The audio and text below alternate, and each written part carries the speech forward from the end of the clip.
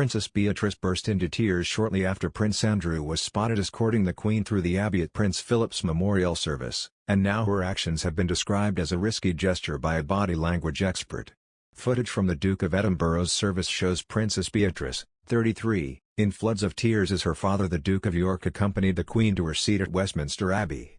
The princess was at one point spotted hiding behind a service sheet, before standing quietly while others around her sang, appearing as if she was trying to hold in tears. The mother of one could then be seen delving into her handbag for a tissue, before hiding her face again. Body language expert Judi James described her actions as shocking and more than a little puzzling, and noted that it formed a direct contrast to her sister Eugenie's response. She claims that hiding her face would send out a very complicated message, as often face hiding can suggest shame.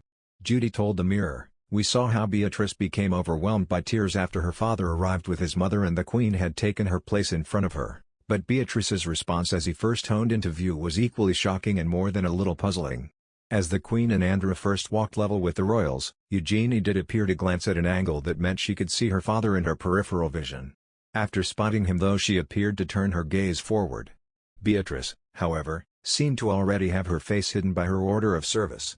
She performed this total face covering, shielding ritual after her tears once the Queen and her father were in position, but hiding her face as they walked in would have sent out a very complicated message. For everyone aware of the sisters' tendency to loyalty, this would have been seen as hiding tears of relief and joy at what looked like his reappearance in public, but when we face hide we can also suggest shame, making this a risky public gesture.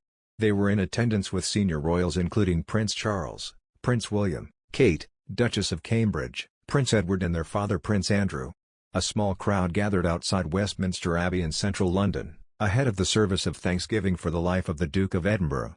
About 50 people congregated beside barriers near the entrance to the Abbey in an attempt to catch a glimpse of royal family members making their way inside. The Queen remembered her husband of 73 years at the ceremony, which was attended by more than 20 close relatives including the Prince of Wales, the Duchess of Cornwall and the Cambridges. Only 30 mourners were able to attend Philip's funeral service due to strict coronavirus rules, which meant the Queen poignantly sat alone as her husband of 73 years was lowered into the royal vault of St. George's Chapel of the castle. Tuesday's service of thanksgiving at Westminster Abbey was a much bigger event, with Buckingham Palace saying the 95-year-old Queen had been actively involved in its planning. The monarch herself has been forced to cut back on her duties since she spent a night in hospital last October for an unspecified illness and was advised to rest, and there have been concerns about her health after she cancelled a number of planned engagements since then. The Duke of York took center stage at the memorial, accompanying the Queen to the poignant occasion. Andrew travelled with his mother by car from Windsor Castle to Westminster Abbey.